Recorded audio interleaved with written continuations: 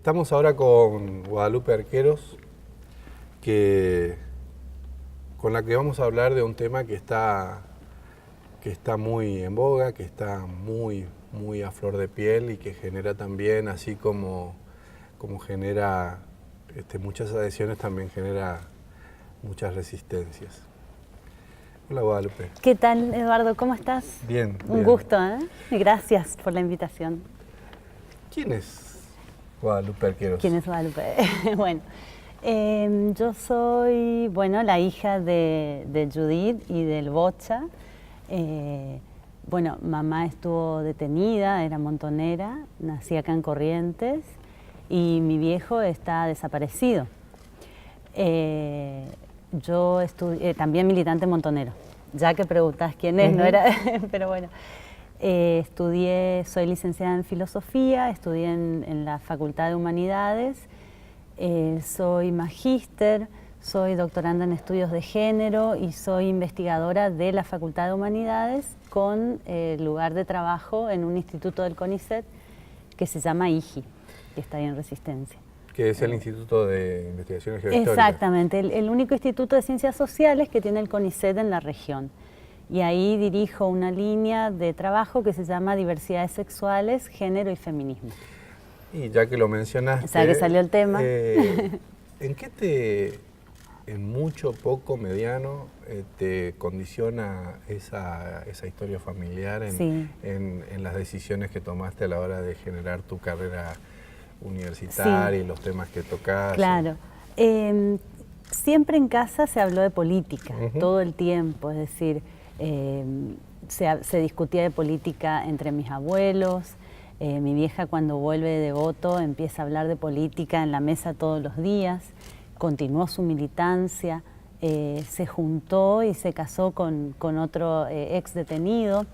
Así que siempre se habló de política y siempre se tuvo en cuenta un punto de vista crítico, digamos, es decir, siempre no de una política ordenada, sino que podríamos decir de una política revolucionaria siempre.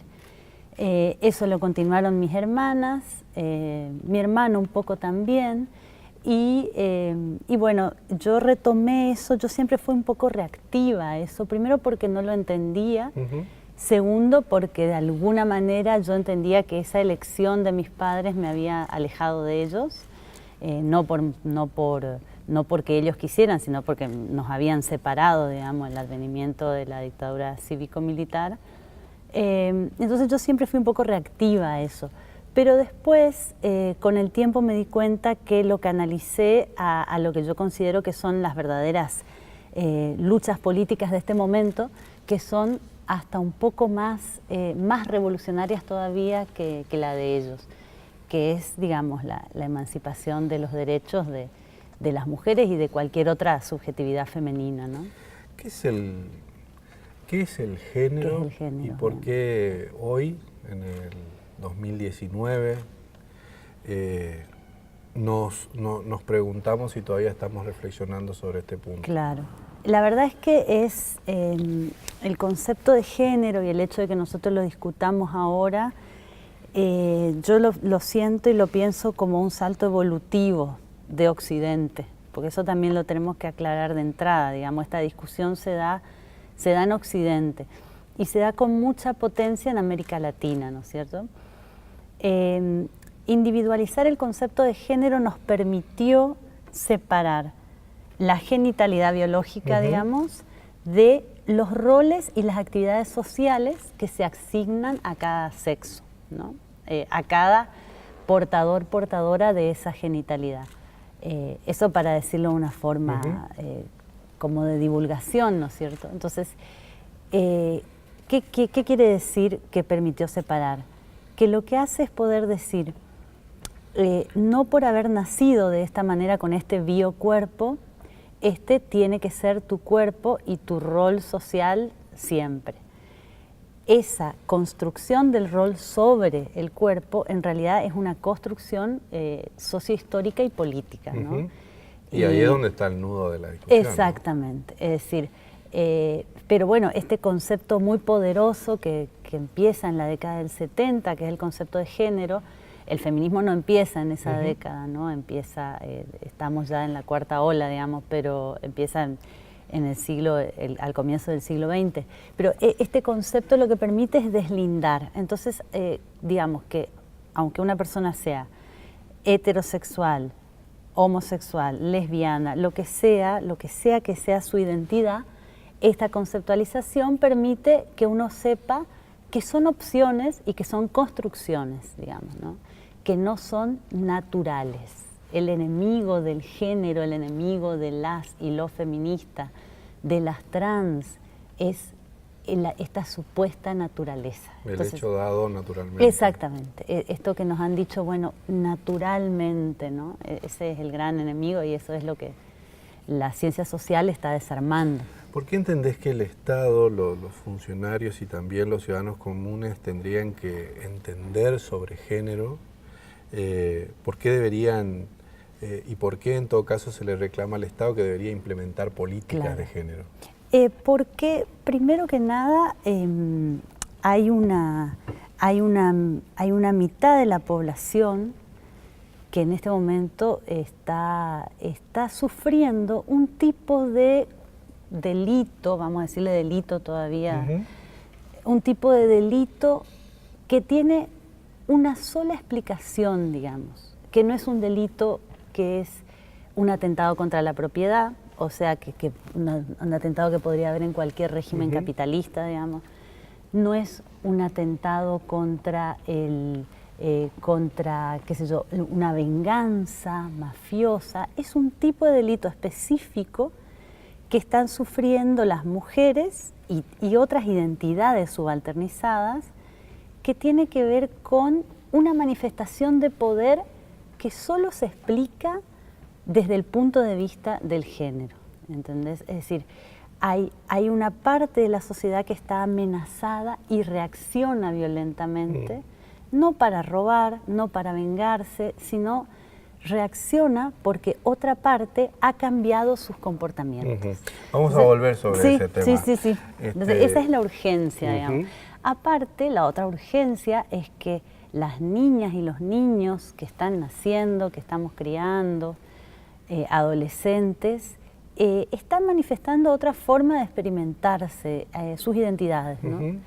Y ya no hay más tiempo ni lugar para callarlos, ¿no? Entonces hay que escuchar qué están diciendo y eso es una obligación de digamos adultos. que si tuviéramos que pararnos sobre un alambrado de 10 postes, se están tocando 7, 8, 9, 10 postes, entonces se genera una situación de inestabilidad en general. Exactamente. Y estamos en ese momento. Exactamente. El cambio es tan profundo, Eduardo, que no afecta solamente el precio del dólar, la división de las riquezas.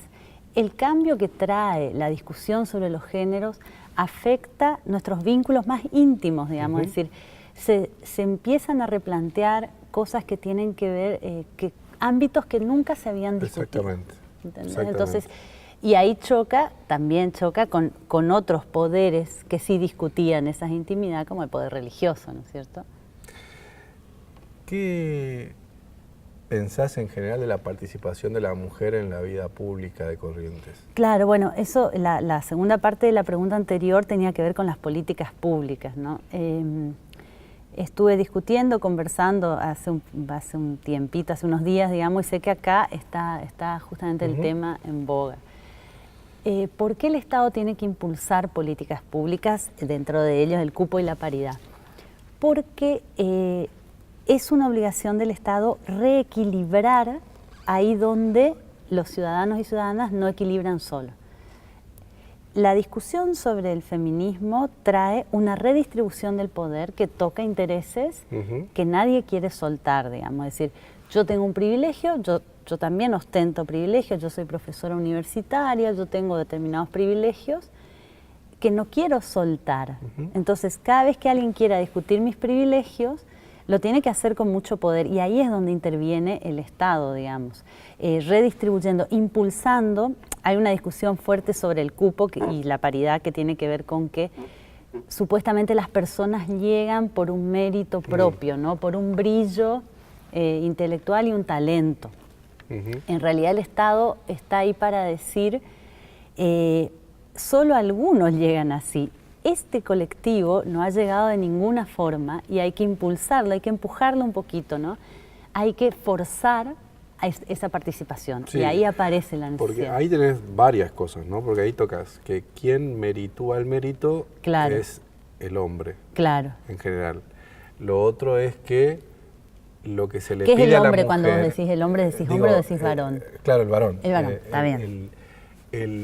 Cuando pedís esa planilla de actitud y de aptitud a la mujer, esa misma planilla no se la aplican a los varones. Exactamente, digamos. Esa se exigencia. Exactamente. Porque entonces vos le pedís, vamos a hablar en términos electorales, le pedís una cantidad de cosas a la mujer y después terminás dándole al hombre lugares de preponderancia, salibles y qué sé yo, y en general son menos capacitados, son menos profesionales, son, digamos, exhiben otros elementos que tal vez sirvan a la política, a ese modo de hacer política. O sin sesgar, sin sesgar. Las mujeres también pueden tener, digamos, las mujeres somos mediocres, somos menos profesionales, tal vez no tan brillantes, es decir, pero son iguales. Y el Estado lo que hace ahí es garantizar que ese poder se reparta, digamos. Es decir, impulsar a un colectivo, lo mismo se discute en el cupo laboral trans.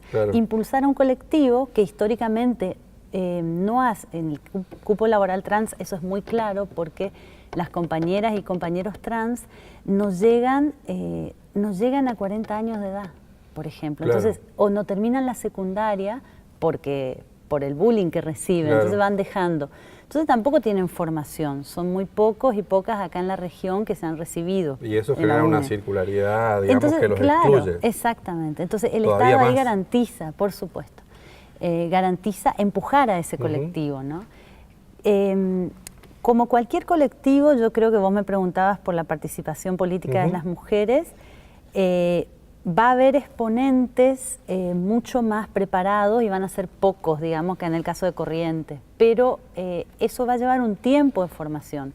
Pero lo mismo hay que empujar a que suceda, digamos. Bueno, está demostrado que la ley de cupo sirvió justamente para generar condiciones de participación de la mujer donde prácticamente no existía participación. Exactamente. ¿Crees que va a pasar lo mismo con la ley de paridad? Es decir, va a llevar un tiempo, se va a decantar, pero se va a llegar al equilibrio. Sí, el Estado garantiza eso. Igual mujeres no quiere decir, mujeres en el poder, mujeres decidiendo, no quiere decir ni mujeres feministas, ni mujeres legislando bien para mujeres. Claro. Pero simplemente quiere decir que esas mujeres le están dando un mensaje, como cuando sucedió cuando Cristina era presidenta, digamos, le están diciendo a las niñas, ustedes también pueden estar acá. Esta es una opción, digamos, ¿no? Esto es una opción de carrera, es una opción profesional y es una opción de vida. Legislar, digamos, tomar la cosa pública que siempre fue tomada en esa división del trabajo que es de la modernidad europea que nosotros heredamos, siempre fue tomada por los varones, digamos. Y en general, si hablamos de paridad total, digamos, en todos los ámbitos de la vida pública, ¿vos crees que se tiene que hacer de manera compulsiva? ¿El Estado tiene que terciar, pero tiene que avanzar? Porque si no nos pasamos la vida discutiendo y los intereses son muy fuertes. Totalmente. Yo creo que acá lo que se dio fue, lo que se está dando es como una necesidad, como una corrección política de que hay que hacerlo, pero no hay voluntad política real, digamos. Creo que tiene que ser de una manera compulsiva y te digo más, tiene que ser de una manera, tiene que controlarse que se cumpla, es decir, tiene que auditarse ese cumplimiento. Puede decir que hay mucho discurso lindo y acción nula. Exactamente, discurso de campaña, pero no voluntad política real, es decir, ceder el poder, porque de verdad es ceder el poder. Hay discusiones que son, yo las he escuchado, de las más bajas, ¿no? Donde, bueno, las mujeres que van a estar, entonces van a ser mujeres que están dominadas y van a ser dominadas de vuelta por esos varones, ¿no? Con algún vínculo con ellos. No importa. Claro, tipo hijas, tipo hermanas, tipo esposas. Exactamente. La verdad que no importa, eso no es tan comprobable. Y bueno, démosle el poder a ver qué pasa, ¿no? Sí. A propósito que lo mencionaba, ¿no? Sobre estas diferencias muy marcadas, el gobernador habló un poco en su discurso, el gobernador Valdés habló un poco en su discurso ¿Crees que el Estado provincial debe implementar y cómo, en qué medida políticas de cupo ahí donde la diferencia es mayor, por ejemplo, en el colectivo trans? Claro, sí. Porque me parece que de otro modo no hay chance ni de ingreso, ni de participación efectiva, pero me parece que no hay chance tampoco con cuestiones más elementales como, por ejemplo, el acceso a la salud, el acceso a la contención sanitaria, por esto que decía, se mueren jóvenes, por la exposición y la vulnerabilidad que tienen. Sí, lo primero, el cupo laboral trans es tan chiquito, es de un 15%, me parece. Estoy casi segura que es de un 15%, o sea, es muy poquito. La verdad es que la experiencia de tener una orientación y una identidad trans solo la conocen las y los compañeros trans. Digamos, nosotros que somos cis, es decir, que nuestra identidad sexual coincide con nuestra genitalidad, más allá de la orientación que podamos tener, ¿no? No tenemos idea de lo que significa haber nacido en un cuerpo que no consideramos que sea nuestro. Eso hace que la vida de una persona trans sea mucho más violenta, agitada, rechazada, sin formación y por supuesto sin trabajo, ¿no? Entonces es un colectivo, igual la discusión, hay toda una discusión sobre el concepto de colectivo, no es un colectivo orgánico.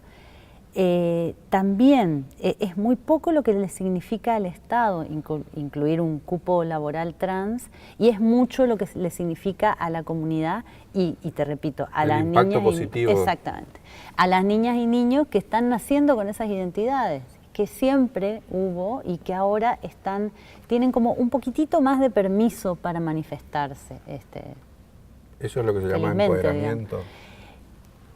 ¿O no tanto? No, eso yo no sé. La palabra empoderamiento, viste, bueno, es una de las que está de moda, digamos, en el feminismo. La verdad no sé bien qué significa. No es una de mis preferidas. Pero creo que empoderamiento podría ser, lo podría tener cualquiera, digamos, que ha llevado un tiempo de opresión y que un día se cansa, que ha recibido mucha opresión siempre y se da vuelta, digamos, y tira una piedra y dice algo. Se revela. Exactamente. Un día se revela y eso está muy favorecido por los contextos políticos, digamos, y por las políticas públicas. Te quiero agregar una cosita más porque vos mencionaste la salud y la verdad que el lugar por donde se tendría que, digamos, yo no soy legisladora ni política, el lugar que más se necesita para empezar con la población trans son los consultorios trans, es decir, el acceso a la salud es lo principal. Y ahí, junto con el acceso al trabajo, pero bueno, el Hospital Perrando tiene un consultorio que trabaja solamente los miércoles. El Hospital Perrando de Resistencia. De Resistencia Chaco, exactamente. Y la verdad, con profesionales que atienden las particularidades del colectivo trans. Pero es increíble, ¿no? Porque la necesidad de acceso a la salud es una necesidad, digamos, general. Sí, pero que no... Que afecta particularmente, pero claro, que es general. Sí. Vos decís afecta particularmente, es general, pero hay muchos profesionales que no quieren atendernos. Claro. O sea, como pasa con el aborto, como pasa con toda esta... Y ahí el estado de vuelta, ¿no? Te voy a leer una frase sí. que dice que el feminismo entra en la academia no para alejarse de la realidad, sino para tener un mayor conocimiento de ella. Esto dijo Karina Felitti, sí. En una conferencia que estuvo con vos acá. Sí. A propósito de lo que decía, yo no soy legisladora, no soy política, pero estás en la academia y la academia debería generar algún conocimiento, sugerencia, no sé. Sí, lo estamos armando, pero a ver, el tema con la academia es que en la academia seguimos estando mujeres blancas de clase media, educadas, digamos. Ese es el gran problema, no basta para todo. Entonces, mujeres blancas, educadas de clase media, pagadas para investigar teoría, ¿entendés? Entonces, está bien, la academia está bien y la academia tiene que estar en el territorio, ¿no? Pero la militancia en esos casos es mucho más poderosa, más potente que la academia. Es decir, la academia se maneja en un nivel de conceptualidad que uno puede sentirse muy cómoda, pero la militancia tiene más poder, es de verdad más creadora de realidades, digamos, presiona más. Más poder incluso para cambiar la realidad. Exactamente, totalmente. Los efectos que tuvo realizar el Encuentro Nacional de Mujeres en el año 2017, cuando se hizo en Resistencia, son efectos que impactan todavía se han creado muchos grupos feministas, muchos distintos, desde los más clásicos que siguen hasta los más teniendo la extremos. raíz en ese encuentro. Exactamente. Y que pusieron a circular discusiones, digamos, temas que antes no se habían discutido. Y eso es más potente todavía que estudiarlo en un libro. ¿Y qué es lo que estás estudiando hoy? Sí, hoy justamente estoy estudiando junto con una línea de trabajo que tenemos ahí en el instituto, los impactos que tuvo en los juicios de lesa humanidad. Hace 5 años recién se agregó el agravante de violaciones en contextos de encierro. Es decir, ese tipo de abusos que se daban estaban enmarcados todavía y contenidos dentro de un delito de lesa humanidad regular, digamos, ¿no? Hace un tiempo, en otros juicios, que son muy pocos desgraciadamente, porque las políticas sobre derechos humanos cambiaron mucho en esta gestión nacional, cambiaron para empeorar, ¿no? Y hay menos asignación de recursos, etcétera. En esos juicios empezó a tenerse en cuenta que el delito sexual era un tipo de delito distinto cuando se daba en un contexto de encierro. Y la primer causa donde eso se juzgó y se incorporó como agravante se llama Caballero 2, que es la causa que juzga los hechos que pasaron en la brigada de la Ciudad de Resistencia. Entonces, estamos trabajando cómo eso impactó, digamos, hay testimonios, 3 puntualmente, 2 de mujeres y 1 de varón, que hablan de delitos y de abusos sexuales, ¿no? Entonces, y eso sí, eso sirvió para incrementar las penas. Entonces, la idea... Es un agravante. Es un agravante, exactamente, un agravante fuerte, digamos. Entonces, la idea es cómo eso, si eso llegó, si eso impactó en otros lados y lo positivo de esa diferenciación, digamos, ¿no? Hace poco se conocieron índices de pobreza en Corrientes, en el país, digamos, y Corrientes es la peor. Mucho dolor, mucho dolor. ¿Cómo afecta esto particularmente a las mujeres? Sí. Bueno, ¿por qué las mujeres son las más pobres, no? Lo primero es que las mujeres hacen los trabajos que peor se pagan. Los trabajos gratuitos, que son los trabajos de la distribución de las tareas dentro de lo que se llama tareas reproductivas, es decir, las tareas reproductivas son todas aquellas tareas que permiten que una persona trabaje fuera de la casa. Entonces, todas esas tareas son tareas que son gratuitas, es decir, no se facturan, no se registran. Entonces, las mujeres son las que realizan esas tareas. Por otro lado, las mujeres tienen los trabajos que se pagan menos, ¿no? Por ejemplo, el empleo doméstico. Los más baratos, los más baratos. Las tareas de cuidado también son las que se pagan menos. Y por otro lado, en la esfera privada, esto es más para una economista, digamos, pero en la esfera privada en especial, las mujeres ganan menos, un 27% menos que lo que ganan los varones. Exacto, por igual trabajo. Ustedes sé que van a entrevistar o entrevistaron a la rectora. En la esfera pública eso no sucede, pero sucede otra cosa, Eduardo. Lo que sucede en la esfera pública es que las mujeres, tanto en pública como en privada, no ascienden tanto. Ascienden hasta un determinado techo y luego no ascienden más. Bueno, pero eso se ve, digamos, que en la universidad, en la justicia, en los gabinetes. Sí. Se llama el techo de cristal, es decir, tenés una distribución en la pirámide, en la base hay muchas mujeres, pasan el CONICET. La educación, por ejemplo, la justicia. Pero la dirigencia sigue siendo de varones. Si me permitís, te digo por qué pasa eso. Lo que sucede es que las mujeres avanzan hasta determinado lugar y no hay políticas públicas que obliguen a varones y mujeres a, por ejemplo, tomarse licencia cuando la mujer se embaraza. Entonces, hay algunos países que cuando una mujer se embaraza en la pareja, entran los dos a una licencia compulsiva.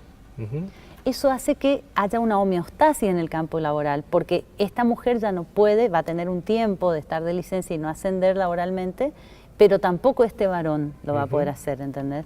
¿Qué hacen con el tiempo hacia adentro? Es otra discusión, ¿no es cierto? Hacia adentro de la familia, pero la maternidad no es solo la maternidad lo que frena la carrera, es también la política pública de licencia por paternidad. Entonces, ahí donde yo veo un varón interesado en género, siempre le digo, bueno, pelea, este es un gran tema. Por mis 6 meses. Claro, digamos. Exactamente. ¿Por qué? Porque en esos 6 meses los varones aprenden a cuidar al niño también. Entonces, y la mujer puede seguir o puede irse a volver a trabajar e insertarse en un campo. Te leo una frase tuya. Sí, oh my God. A ver. El crecimiento, pues ya lo mencionaste y me parece que te decía vamos a volver sobre ese punto, ¿no? El crecimiento de derechos siempre genera una reacción. Sí. Una reacción por quitárselos a los varones, por quitar espacios, por quitar palabras, conseguir el silencio para que una pueda hablar. Sí, sí, sí. Amplíame un poco esto. ¿Qué es la resistencia? Primero, aquellas personas que piensen que estos cambios van a ser pacíficos, no hay buenas noticias para ellos. Estos cambios no son pacíficos. Pero no lo fueron en general nunca, ¿no? Los nuevos derechos. Exactamente. Sí, es cierto, no fueron nunca. ¿Por qué? Porque lejos de lo que nos dijeron, que nuestro derecho termina cuando empieza el de otra persona, estos derechos tienen que ver con quién tiene la palabra, digamos, ¿no? Es decir, y para poder hablar hay que hacer callar a alguien, es decir, alguien tiene que hacer silencio, ¿no? Alguien tiene que dejar el micrófono, alguien tiene que dejar de pelear por sus intereses. Entonces, esta revolución va a ser un poco violenta, tal vez sea mucho, es una revolución agresiva, es un cambio agresivo. Pero lo fueron las 8 horas, lo fue el voto femenino. Exactamente, sí, sí. Y también, sí, por supuesto, lo fue hasta la Revolución de Mayo, digamos, en ese sentido. La francesa ni hablemos, ¿no? Y de ahí son todos hijos de la Revolución Francesa. Exactamente. Y bien lo dijiste, hijos, porque era sobre todo para los varones franceses, digamos, la ostentación de nuevos derechos. Rubios, blancos, claro, los que fueron a heterosexuales. Pelear. Sí. Bueno, entonces sí, es una pelea por quien habla y también es una educación, y ahí podemos traerlo de empoderamiento, es una educación para aprender a hablar fuerte también. Es decir, es una educación que tenemos las mujeres y cualquier otra subjetividad subalternizada para hacer callar a otros. No, es decir, yo si quiero se escucha un grito es por el puro silencio anterior, digamos, sí, ¿no? Sí, tal cual. O porque está empezando a gritar un colectivo que estuvo oprimido. ¿Por qué tiene que manifestarse pacíficamente? No va a suceder así. Cuando un gobernador, un ex gobernador en este caso, dice que la mujer tiene que volver a su lugar, que es la casa, ¿qué te genera? Sí, y bueno, tristeza, y bueno, la verdad es que mirá, a mí lo que me genera es cómo reacciona la gente que lo escuchó, digamos, en su momento, ¿no? A mí no, ya ese tipo de, me parece como de parte de un anecdotario, digamos, que él diga eso. Pero sí, es altamente juzgable porque es una palabra importante en un espacio público. Y como a mí no me genera nada, hay muchas mujeres y niñas y adolescentes en Corrientes que sí habrán acatado de alguna manera. Es decir, puso en circulación en el imaginario un deber y una obligación que estamos rompiendo, digamos. Lo puso de vuelta y lo puso desde un punto de vista laico, en el sentido de decir, no fue un sacerdote el que nos mandó a la casa, sino que fue un representante elegido. Entonces, como mucho más dolor todavía, ¿no? Pero en realidad no me rasgo las vestiduras porque sé que es algo que piensa mucha gente, digamos, muchos varones y mujeres. Y a propósito, con meterse con la joya de la abuela, ¿qué porque parece, no sé, digo, Sí. si existe o no una tensión, hay una contradicción entre que la tarahui, Sí. que es, que es una empleada doméstica, desnuda, Sí. Sea, digamos, un emblema de una ciudad tan conservadora como la de Sí, Corrientes. sí. ¿Qué hay ahí? Y ¿Qué opera ahí? ¿Qué operó ahí? Sí, bueno, esa hermosa escultura, digamos, y yo igual ahí lo que creo que operó es el deseo de los varones de ver el cuerpo femenino siempre expuesto, digamos, ¿no? Es decir, es eso lo que está ahí, y aparte esto es como un análisis forzado, ¿no? Porque Sí. la verdad es que las categorías para trabajar eso deberían ser casi como categorías más estéticas, pero en realidad hay ahí una subalterna, desnuda, expuesta, bueno. ¿Pero es imposible resignificar? No, pero se puede caer en una anacronía. Okay. No es imposible, pero cualquier historiador o historiadora te va a decir, resignificar en términos presentes requiere una aclaración de que hoy lo leemos así, pero no fue leído en ese momento, si no es anacrónico, digamos. A mí me gustaría que me digas, ya en términos estrictamente utilitarios, porque Sí. da para hablar Sí. y mucho de este tema, ¿qué puede hacer el colectivo Sí. de mujeres? Sí. ¿Qué puede leer? Sí. ¿Dónde se puede formar? Sí. ¿Qué recomendarías vos? Como para empezar a leer, bueno, está todo disponible y en la red, pero yo suelo empezar y les suelo dar a mis amigas y amigos un libro de Virginie Despentes que se llama Teoría King Kong. Es un libro de literatura, es un relato breve, la teoría King Kong debe tener menos de 200 páginas, de 200 carillas, sobre lo que es ser mujer, una mujer joven en el caso de ella, y las desventuras de ser mujer, digamos. Es decir, Teoría King Kong sirve para que algunos varones sepan y vean las cosas por las que se pasa siendo mujer, ¿no? Así que empezaríamos por Teoría King Kong. Después hay un texto que se llama Feminismo para principiantes, de una periodista española que es Nuria Varela. Ese también está interesante, está un poquito sesgado, pero es como un manual para iniciarse. Después está un libro de Bell Hooks que se llama El feminismo es para todo el mundo, que es una feminista negra, muy interesante también.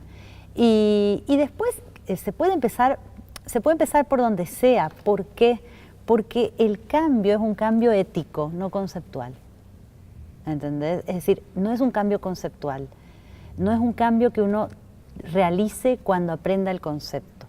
Es un cambio que se realiza cuando algunos se dan cuenta que tienen que ceder poder, porque han venido sometiendo sin darse cuenta, y otros se den cuenta que tienen que empezar a ser más fuertes y agresivos para tomar poder. ¿Entendés? Entonces, no es solo conceptual el cambio es ético, digamos. Muchas gracias. Bueno, no, de nada.